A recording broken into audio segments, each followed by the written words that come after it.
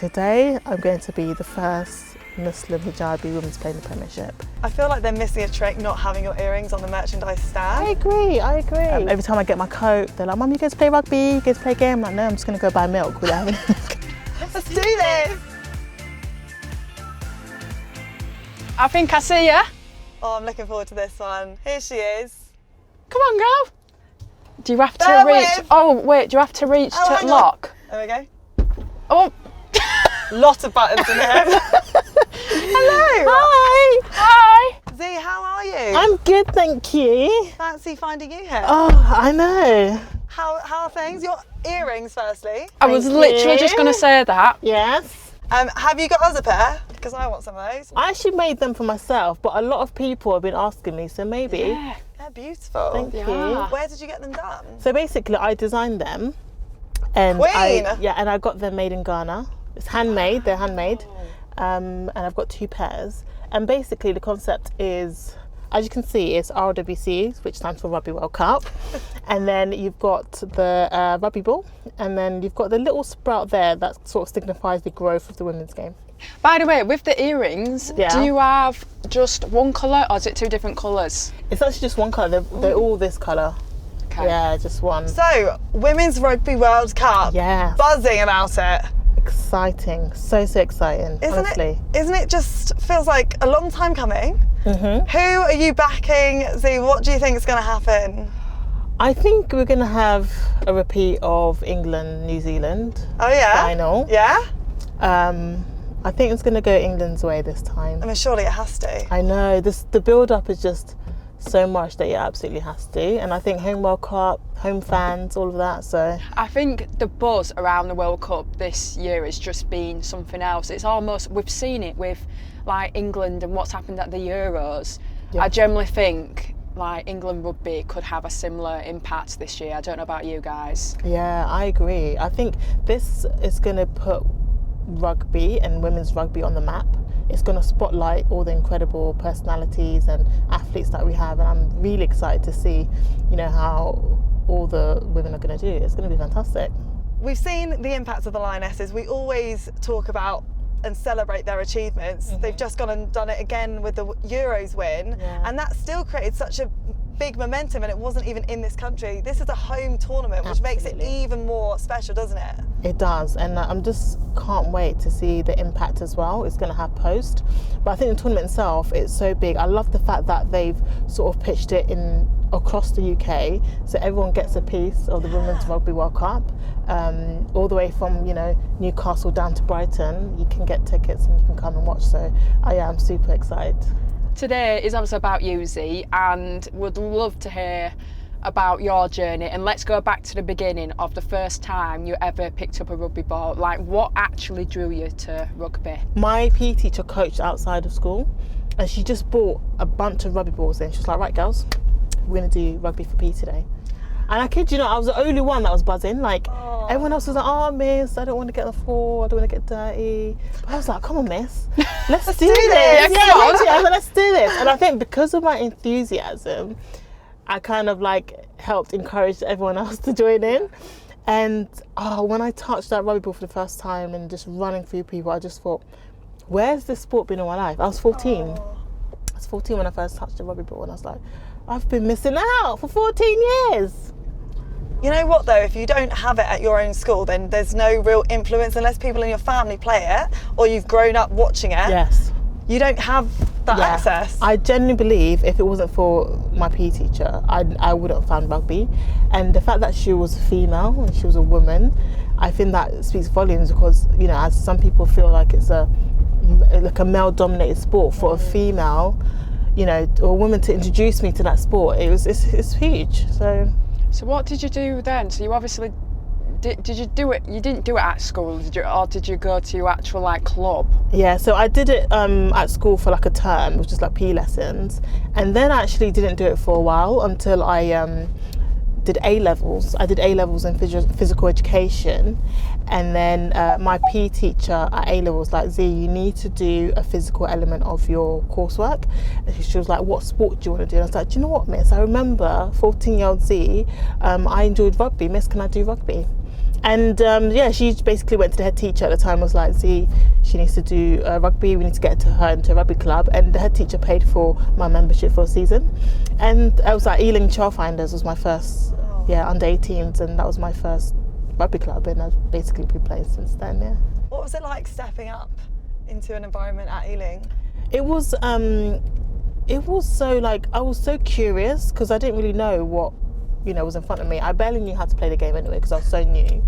The offside thing, I had to really practice. Like, it takes a while. Yeah. So yeah, it was quite. It was fun. It was intriguing, and I feel like on pitch I could just really express myself, and that's what I really liked about it. What sort of player was you back then? Because I can imagine you being like feisty. Do you know what? I've not changed one bit. Yeah, no, nothing's changed. I'm the same player. Same, hard tackling, running with intent. Nothing's changed at all from playing under 18s to now. Like, yeah, nothing's changed, I don't think. I love that, and I feel like when you're kids and you're learning different sports, rugby is so good for values firstly, but also relieving a lot of like anger when you're growing up. There's a lot going on at such a young age, isn't there? Absolutely. I never played at any decent level, but I remember playing at school. That's when I was influenced by it because my teachers taught me. Yeah. And ever since then, without them, I just wouldn't have been doing what I do. Yes. And it can lead to so many different opportunities, can't it? It can. I actually was called a beast at school. Yeah, in school I used to be called a beast. What in terms of rugby phrase? No. My God. Yeah, in a non-rugby context, I would say I was a bit bigger, yeah, but I feel like kids are so cruel, aren't they? Kids are cruel, and I used to always have to defend myself against like mean boys. Yeah. So I was just labelled a beast. As a teenage girl, wanting to feel pretty and all that kind of feminine stuff, and to be called a beast is almost opposite of that. Right. But because now it's weird, isn't it? Because you see it as you see it as a compliment. Now. Yeah, it's now you see it as a compliment. Like if you get called a beast in rugby, it's an absolute compliment. Yeah. So it's just interesting how tables turn and things flips and meanings or language changes and depending on your environment and your situation. So I'm definitely happy to be called a beast now. We would see it as being strong. Yeah. But when you're a kid, it probably doesn't have those connotations. Yeah. And it is so interesting to see how perceptions have changed over the years, especially for young girls now, of actually seeing so many rugby players being strong. But whereas there's a time where you're almost not ashamed of being strong, but you sort of got looked at differently, didn't you? But now it's such a positive thing, which is really cool to see how that's changing. Literally, and I feel like that's what rugby can bring. It can help you celebrate the body that you're in. And I think because, when you look across the rugby pitch, you see people of different shapes, different sizes. There's a spot for you on that team, regardless of what your body type is. And I think that's something that we celebrate a lot in the game. And whenever I meet someone, I couldn't play rugby, I'm too small. I'm like, I've got teammates who are smaller than you. You can absolutely play rugby. So I feel like it opens doors, and it almost complements those sort of insecurities that you have. I know young girls, especially when I was in school, a lot of my peers used to write sick notes and be like, I can't do PE today because I forgot my kit on, or I've got something going on, I can't do PE. And a lot of it I feel came down to body confidence and just not having the confidence for them to participate in a sport. The idea of sweating was ew, you're sweating, as a girl, but it's no, if you're sweating, it means you're going out, you're working hard, and that's celebrated in rugby. So yeah, I can relate to that massively. I feel like when you're in the changing rooms when you're a kid, it's a confidence thing as well. You're finding out who you are, you're working that out, you're also trying to fit in. Whereas with rugby, it's an outlet for you to truly be who you want to be. Absolutely. Did you know that more than 1 million teenage girls disengage in sport after primary school? That's so sad. And actually body confidence is the main reason for that. So, what do you put that down to? How do we change that? Is that, in schools? Is that just because they're kids? Or is it in the home? Or is it just what we're fed on social media? There's so many elements to it, isn't there? I think it's everything. I think we've got to sort of see it from all angles. The school environment, at home, you know, through social media as well. I feel like you've got to almost attack it from all angles. But I do feel like rugby is that sport that can hopefully almost reverse that, because actually you can be confident in your body no matter what it looks like, and you still got a role to play on the pitch, and you know, you belong in rugby.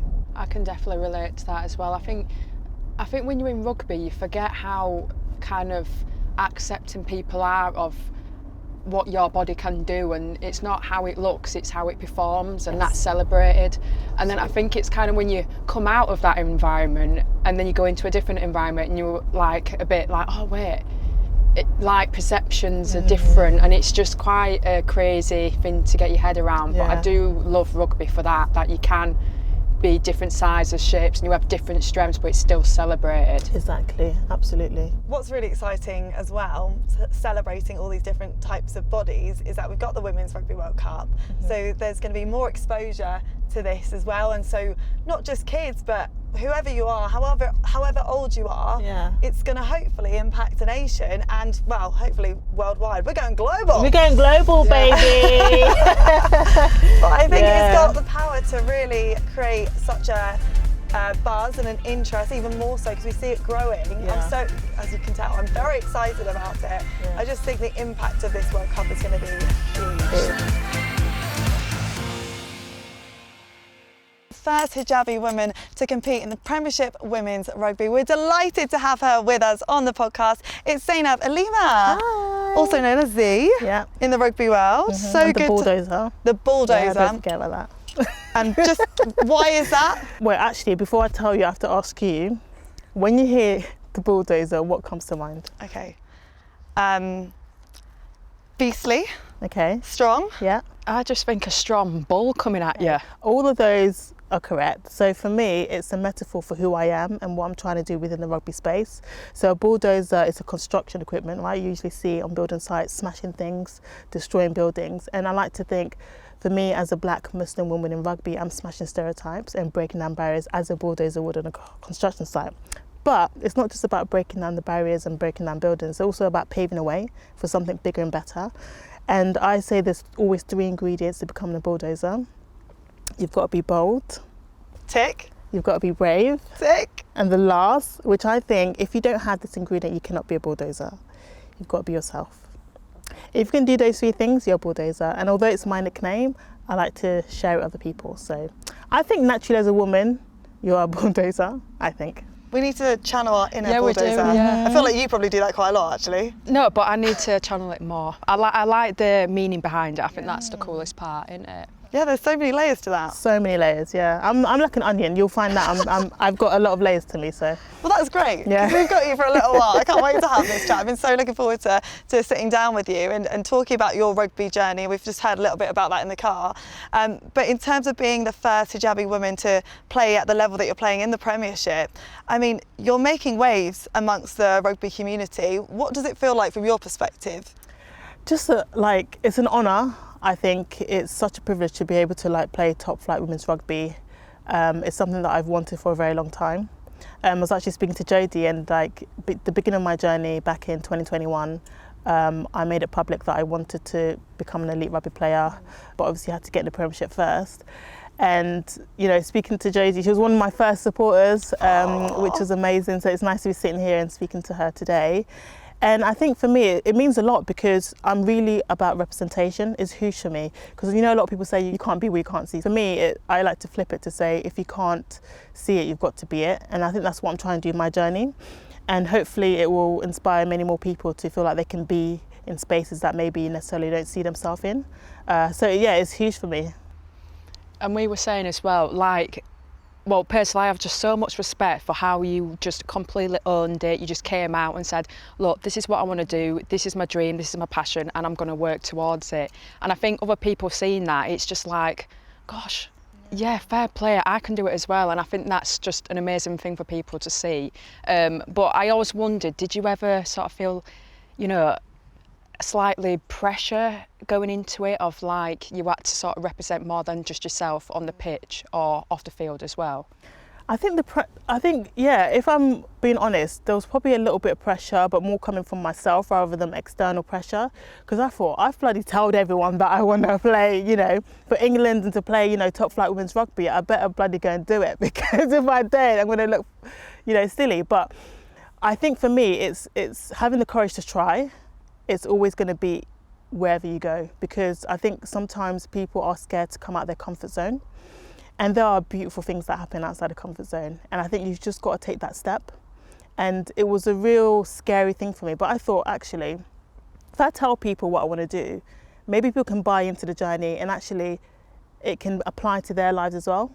Earlier I was telling you that I have had a lot of messages since I said I want to, like, you know, play in the Premiership and play elite level rugby. I got a message from a young woman who said, Z, I've seen the way you've been like attacking your journey and really going for it. I've been really putting off my masters, and because of you, I'm gonna put an application with doing my masters. And for me, that was just so powerful, because it was nothing to do with sport. And yes, I'm a rugby player, but I wanted my message to transcend rugby. For me, it's bigger than rugby. It's even bigger than sport. And the fact that she was able to take a leaf, or maybe, you know, a message from my journey and apply it to her, that's what I want. That's why I started this journey. That's why, you know, I left nursing to become a rugby player, which people think it's wild. Yeah, it's why I do it, really. Honestly, I feel like I'm going to learn so much talking to you. I think it's so brave, firstly, to come out and openly say what you want to do. I think we live in a culture where we have so many big goals and dreams, so many people do. And sometimes you just keep it locked in because it's a lot easier, and you don't want to be embarrassed, or you don't want to, you know, set yourself up for a fall. But then it's like, what's the worst that can happen in this situation when you're like making an impact like you are off the field and on the field? Absolutely. And I think people are afraid to fail. But then what is actually failure? Like, what is the definition of failure? I feel like for me, it's not really failure. It's like maybe you've had a slip, or it could be actually redirection. And I think there's a lot of negativity with the word failure, and actually it could be seen, like I said, as redirection of just like finding out. Life is all about, you know, falling down and getting back up. It's not really ever anything negative. Like, yeah, bad things happen, but you got to get up and go again. So for me, I feel like, so what if, you know, it doesn't happen? It's about trying, and it's about inspiring people along the way. I'm just so intrigued to know, obviously you had your nursing career, and then what part of you, you know, knew that obviously you had a passion for rugby and you had this dream? Like, how did you even navigate that, of what your next steps were? Yeah, so I would say I would take it back to COVID. So during COVID, I was working on the neonatal unit. So I was a NICU nurse, specialising in looking after premature babies and sick newborn babies.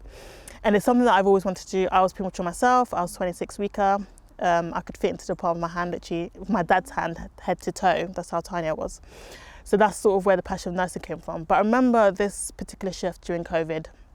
I was looking after this prem baby, and the mum had to be intubated in ICU above us, and we on shift didn't know if mum was going to make it at the end of the shift or not. And I'm there looking after this tiny newborn baby, and in that moment I just thought, life is too short.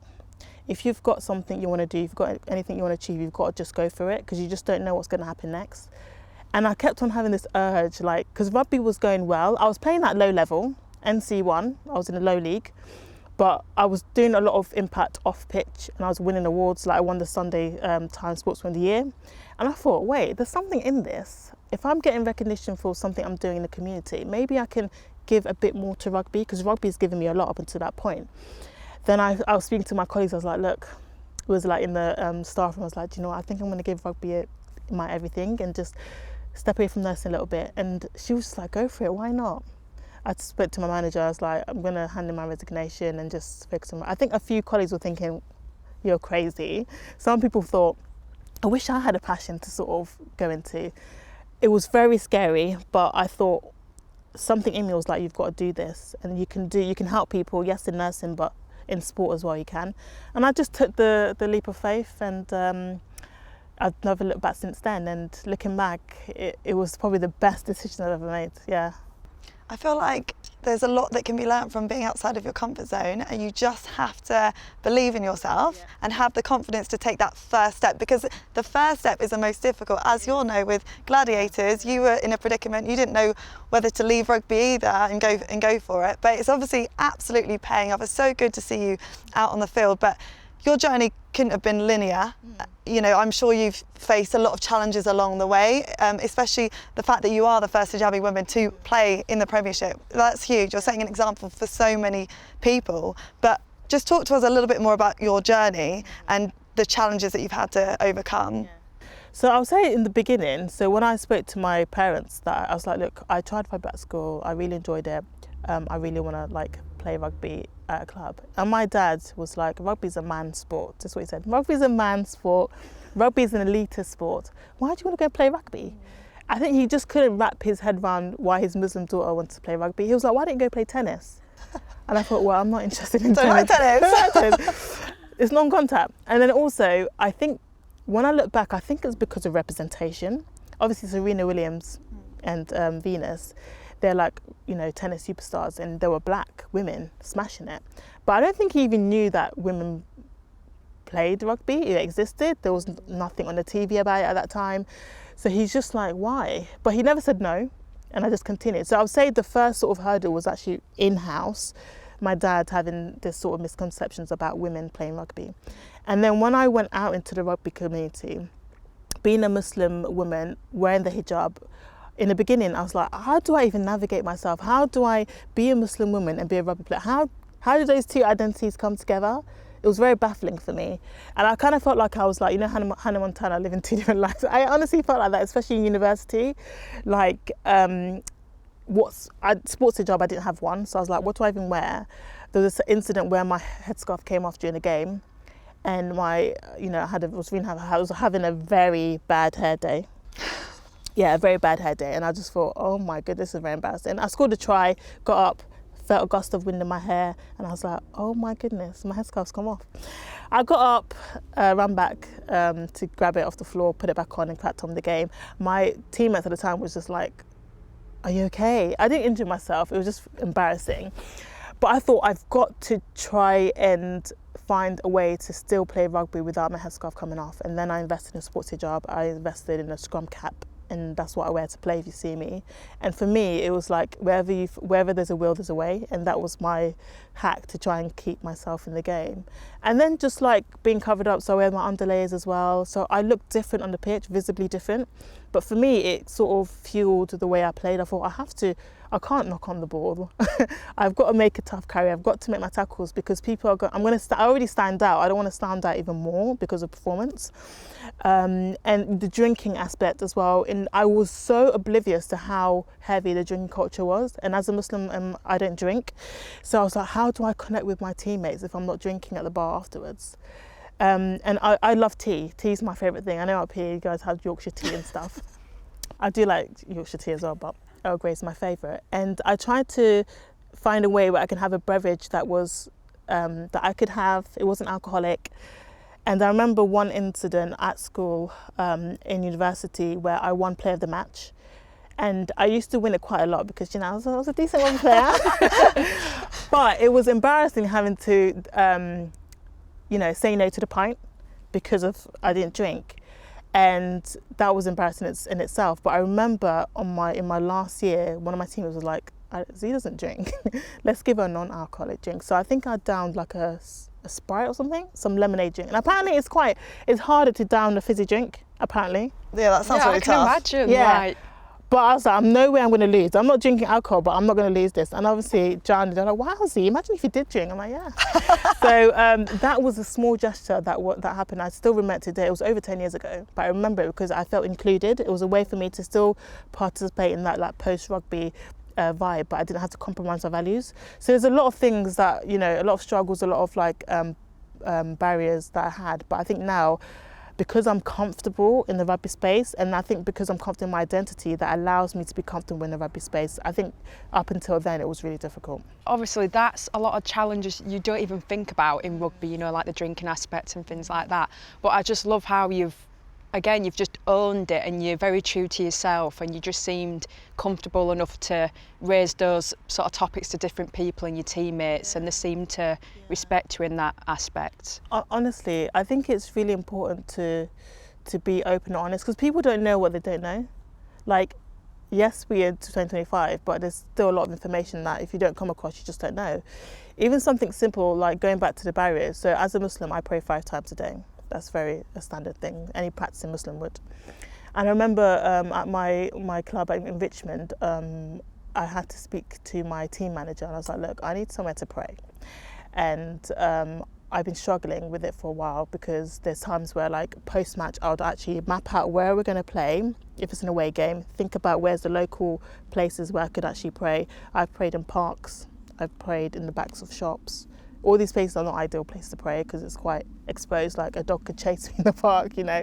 I could be standing in dog poo and all that kind of stuff. But I thought, I want to bring my whole self to rugby. I don't want to leave part of me at home, and faith is a big part of me. So I said, look, I need someone to pray. Can you accommodate that to me? And yeah, it's fine, we can do that. And I was like, what, like, you can? They're like, yeah. And I was like, I was literally crying to the phone. I was like, you don't know how much this means to me. Like, this is a weight lifted off my shoulder. And for me, from that moment, my game changed, because I felt like I can bring the whole of Zainab to rugby. And, you know, it was such a big thing. And then she also actually sent an email to all the leagues in the club and was like, we've got someone of faith and she's going to need a space to pray. Can you accommodate that? So every time I rocked up at a club, I didn't have to think about that. It was just done deal. As long as the place was clean and it was like private, I could be in there 10 minutes, done, and then I could come out. And it's something little, but it made such a huge difference. And I feel like it's those things that maybe people don't know about, but it makes such a huge difference to any player who is struggling with, like, you know, their identity and having faith. But also, by asking that question, you've now set a precedent for everyone else. Yeah, exactly. That's so powerful. That's what it's about, because I'm like, if I stop playing rugby tomorrow, the next person that comes to the club that wants to pray, the space is already there. And I think that's what all the journey is about, is being able to make it easier for the next person. And I do try and do that in everything that I do. Quite tough as well when you touched on being at home, having to change perceptions within your household. And I'm sure you're not the only one who is having to deal with that. But I guess we're seeing more and more women's sport on TV. It's becoming way more accessible. So many more people have access to be able to play it. But that must have been really, really tough. And I imagine your dad now is super fan. How did you know? It's like, you know how, like, I don't know if anyone says, they have like family group chats and stuff and work colleagues and stuff. He sends everything that I'm doing, he just sends it to everyone. And he's like, oh, look, my Zainab's a rugby player. I'm like, oh, okay, you change your tune. But for me, like... That's okay. I love it. I love it, because it's like, when you talk about changing people's perceptions, if you're able to have these conversations at home, hopefully he can go to work and have this conversation with his colleagues, and then it can filter through to society, and then we'll have people knowing that you can play women's rugby and women play rugby, and it's not a man's sport. And for me, when I think back up, like, when people say, what's your proudest achievement? For me, it's be able to change my dad's perception. Job done. Job done. Oh, I love that. And you do have a lot to contend with. You know, you talked about praying, but also the element of, Ramadan that you have to, that you do in the summer when it's like a lot hotter. And just talk to us about the challenges that come with doing Ramadan and also trying to play rugby. Yeah, it's difficult. I think now, because the seasons like it goes up in a year. So the Ramadan that's coming now is going to be sort of like in February time. So hopefully it will get darker quicker. So we basically like fast from dawn to dusk. And it was tricky, because especially in the elite environment, I didn't really know many people who have gone through that. And even in the championship, there was sort of, it was like, we'll do what you want us to do. You lead the way. And I found that quite empowering. And it was nice that, you know, they reached out, like my coaches before it came, like, I know it's Ramadan's coming up, what can we do to support you, what can we do to help you? And I love that, because they've taken ownership that, okay, we've got a play of faith, we know Ramadan's coming, what can we do to make it easier for you? There's times where it's been difficult. I know I've played like up to 60 minutes, especially as a prop, without having anything. But I play my best. I don't know what it is, I play my best. I don't know if maybe because like my body is not having to digest food, I feel like I'm a bit more sharper. on the pitch. And even things like, you know, ref stop and play when it's time to break fast. Like I've always had like a little packed lunch waiting for me on the sidelines, and when it's time, like my team, see, you've got to break your fast now, you know, and then, you know, take a knee and bring some water, some dates on board, and that, and all of those little things. It's like really making the space more inclusive. And I think, again, it goes back to like, if this is the environment that I'm hoping to create, the next person that comes along, they don't have to fight those battles anymore.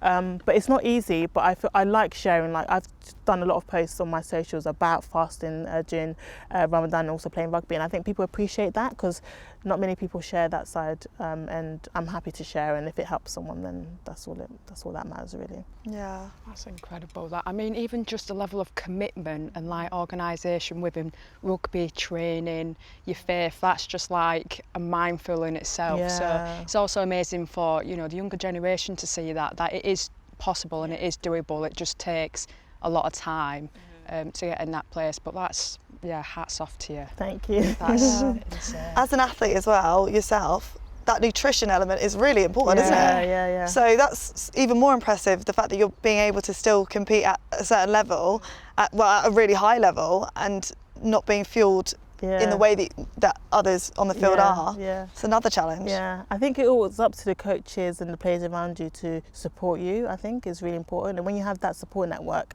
you can do, you know, make it work. So. Absolutely. And you're also a mum. Yes, I am. Yes. But I'm sure your kids are maybe a little bit too young to realise that you are like a trailblazer. Oh no, I tell them, yeah. Oh, they know it. Yeah, they're very well clued up. So I've got a 9-year-old, a 7-year-old, and a 5-year-old. All of them know that I play rugby in their various ways. The 9-year-old is very clued up in the fact that I play. She knows I'm the first hijabi wearing Muslim to play in the PWR. She's very aware of that.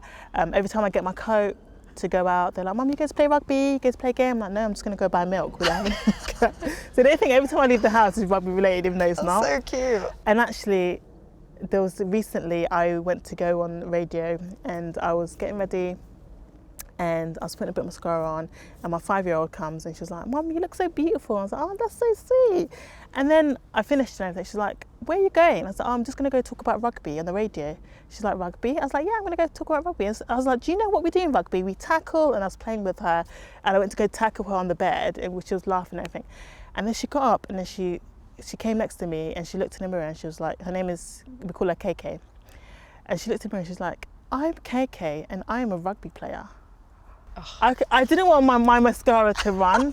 I was so taken aback. She's 5 and she understood that, you know, you can wear mascara, you can be beautiful, you can play rugby. And she said she's a rugby player. She's never played rugby before. Not yet. Not yet. Yeah. But we have, you know, rugby balls in the house, and we do chuck about and stuff. But I just thought, you're 5. Wow. And you took the message. And then sometimes when I feel like, am I doing the right thing? Because sometimes I miss, you know, story time, bedtime and stuff like that. And maybe there's a lot of sacrifices you make as a mother of 3 and trying to become an elite rugby player.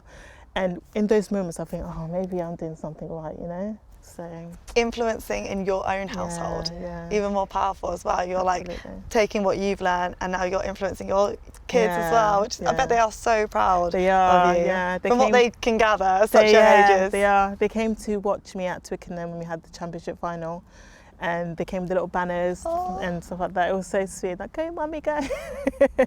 It's very sweet, yeah. Do you feel like an added responsibility then, not just with your kids, but loads of other children looking up to you?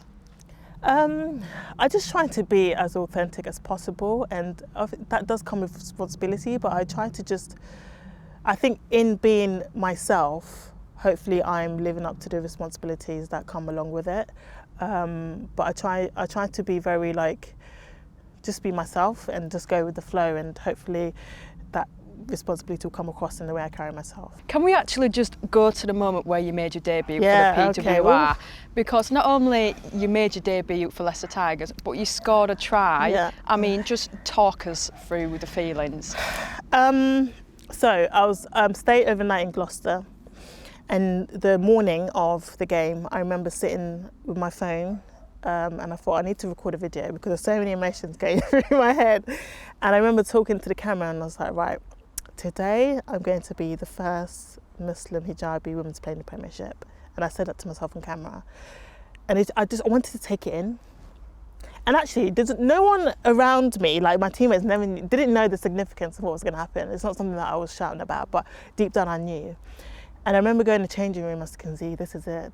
You've left nursing. You've made so much sacrifices for this moment. You're about to make history." And I was having goosebumps. I was like, "Oh my God!" Like in the tunnel, we're about to run out. And I said, "You know what? I'm not going to wear my scrum cap because I wear my scrum cap to play." I was like, "I'm going to tuck it in the back of my shorts. I want to go out with my sports hijab. This is me. I've arrived, and I wanted to make a point." So I tucked it in my shorts, and I just ran out at Kingsholm, Gloucester. And I just felt like, I was like, I don't care what happens. I don't care if you lose. I don't care anything. I'm here now. I'm here. I've done, the box has been ticked. And do you know what? When I was making that video, I just thought, imagine if I scored a try. Like that'd be, it was just like a little thing, in my back. I was like, it would be good if I did. And I remember the moment, to be fair, I didn't give the 9 any choice. I was right in her channel. And I didn't really know what was going to happen. I thought, let's go through the motions. We were on a 5-metre line, caught the ball. Emma Singh was in front of me, obviously England player. And I was like, I just stepped her and I just used my body weight. I think there was like 3 people trying to hold me down, and I placed the ball. And I didn't celebrate because I was like, has this actually happened? And until I heard the whistle, and then you can see in the video, I had to do a little fist pump. I was like, oh my God, this actually happened. And I was like, I can go home now. Done it now. Because I just thought it was one thing to play in the Premiership. It's one thing to make history, and it's one thing to score a try. Like, when I think about it now, I just think it's mental. It's a moment. It's a moment. That's turned into a movement. Yeah, I like that. Yeah. Oh, yeah. Just came to me, girls. But that's how it feels, isn't it? Like that one moment that you've been building up to your whole life, basically. You've been manifesting it. Yeah. This is what, like you talking to the camera as well, you saying, this is it. Yeah, I feel like it just brings a little bit more life to it, makes it a bit more real before you go out there, but also shows you are really present. You really take it in, and I think not enough people do that in their life. You're just there, you know the magnitude of what you're going to do. You haven't really told anyone. No. You just let it all play out. Let it all play out, and then the people are like, oh my God, I didn't know that. And I got like social media went out and everything like that, and people was like, I thought my phone was frozen because every time I go into Instagram, I just see your face. So yeah, I think everything sort of like blew up afterwards. People were just talking about the story and stuff, and I was just like, I can breathe a little bit now, because That was only last year as well. It was only last year. So how's life been since then? Great. I feel like it's been, because I kind of felt like it's been great, but also I felt like, I don't know if, apparently there's this thing that people get like post-Olympics blues, and it's not Olympics, but it was your Olympics. But it's like where you've been building up to something so big and it's happened, afterwards I kind of felt a bit knocked down, but I kind of felt like a bit low. I didn't know how to describe it. I was like, what now? What do I do? Obviously I still have like dreams and stuff, but I felt like I didn't realize how much effort and energy I put into getting to that one stage. But I picked myself back up, and obviously got family and stuff that really helped me to get out of that sort of low state that I was in. But yeah, I'm just look back with gratitude and with a smile on my face, and we're like, oh my God, I can't believe I did that. And now, like when people are introducing me and they mention that, I'm just like, oh my God, I did that, so. And I think like the incredible thing is, no matter what happens now, you have made that history and you've made that movement, and you've created that path for young kids to look up to you and think, I can do that.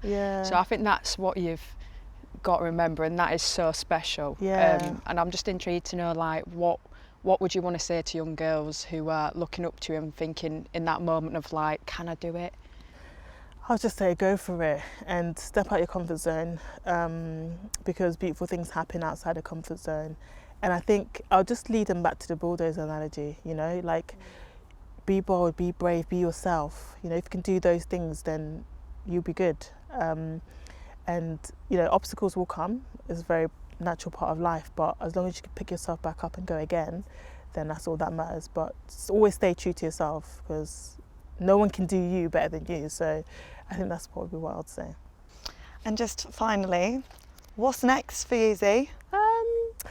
I think I want to try and like continue like everything that I'm trying to do. Like I really want to diversify the fans of rugby.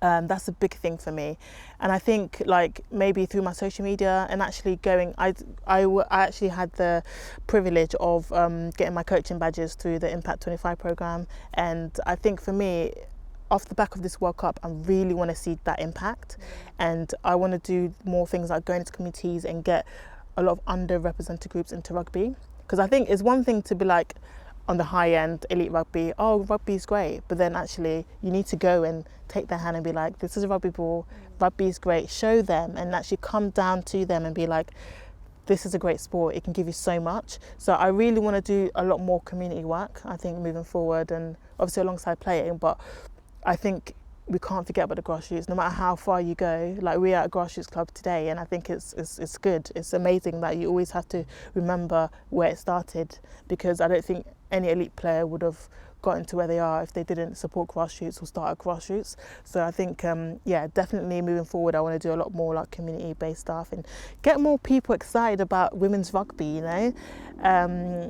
And I want to see more Zainabs, you know. I want to see more. I don't want to be the only one, you know. I want to see more Zainabs in the fan environment, playing, coaching, officiating, like across the board. Yeah. Your energy is so infectious. I've got no doubt that this is going to happen. Thank you. I mean, you've obviously said it. You've said it on your social media channels. You're manifesting it. I was just going to say, queen of manifestation here. Okay, Z, it's time for our quick fire round. Are you ready for this? Yes, I am. Okay, Totally. first question is, who was your sporting hero growing up? My girl Fonzie. Why? She inspired me so much. A point in my life where I was like, maybe I shouldn't play rugby, I don't belong. I saw her, Maggie the Machine, smashing. I was like, yeah, done deal, I'm going to stay in rugby. So definitely she's, yeah.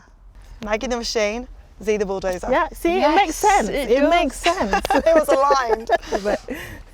Right, other than your own sport, which sport would you have the best chance of winning Olympic gold? Judo. Oh. Yeah, grappling, contact, physical, yeah. Nice. Who would be your dream dinner guest? I'll say you two, because you guys are good vibes, yeah? Good vibes. I think Really? we'll have a lot to chat about, yeah. No Okay, one's we'll ever said take that. that, we'll take it. We will. Okay, so what's the best thing you've bought in the last 12 A months? fan. Yeah. It's been hot. Yeah, Very hot. yeah. A fan, yeah. Slightly underwhelmed there, Jodie. I was double checking. It fan, has yeah. been warm. I thought it was going to be warm today. And It's been really, like, it's a heat wave been going on. It's like, yeah, fan is the best. Yeah, definitely 100% fan. good investment. Other than social media, what's the most used app on your phone? WhatsApp. What? Oh yeah, WhatsApp. You, yeah. you forget it's an app, isn't Yeah, it? Because okay, it's yeah. like you just use it to text and do, yeah, WhatsApp. I'd It's say. essentially an emails app. I don't know about you. Yeah. Yeah. Apart from that, maybe LinkedIn. Nice. Yeah. I love me a bit of LinkedIn as well. What's the thing that you're most proud of? Being able to change my dad's perception on women's rugby. I love that. Had you not been an athlete, Yes. what would you be? I think I might know the You know what I'm answer. going to say, a nurse. Or a tea taster.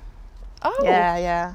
I really like tea, you know, I told you I Yeah, like tea. Yeah, so yeah. Next question is, what's next for you on or off the field? yeah, I just want to like do a lot for the community. I've got my coaching badges now, so I do a lot of coaching in the community. And I just want to like keep, you know, pushing that message that women's rugby is great, and I think everyone should get involved. I think it teaches so much about yourself, and there's a lot of values in rugby that you can sort of transfer to other aspects of your life. So I just really want to bang that drum that women's rugby is great, and rugby in general can change your life in amazing ways, and you should get on board, yeah. So keep, you know, doing that message and sharing that. And then we've got to ask you the show's main question. When was a moment in time where you felt like you were stronger than you ever thought you could be? After I had my third child, 8 weeks postpartum, I went to county trials. Yeah, you can tell I'm very crazy, yeah. I went to County Trials, Middlesex County Trials, and in the hopes to get into county. And I took my 8-week-old in the car seat with me and dropped her in the changing room. People were thinking, whose baby is that? And I went through the trials. I just barely did the warm-up because, you know, I was not in good shape. I just had a baby 8 weeks ago. It was quite a traumatic delivery as well. And I didn't get in. And I said to myself, Z, you've got to try again. and then I tried the following season and I got in, and the coach was like, you're a completely different person.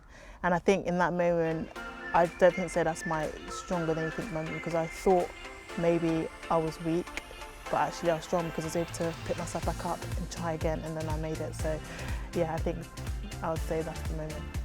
It was just a moment of redirection. Yeah, exactly. Yeah, it wasn't a failure, it was redirection. Yeah. See, thanks so much for being here today. I've honestly loved hearing your journey. I think we both have, haven't we? Yeah. So thanks so much. You've been a really special guest. Thank you very much. And to everyone watching, we hope you loved this episode as much as we did. You can watch all the rest of Stronger Than You Think on Rugby Pass TV, and we'll see you back here very soon.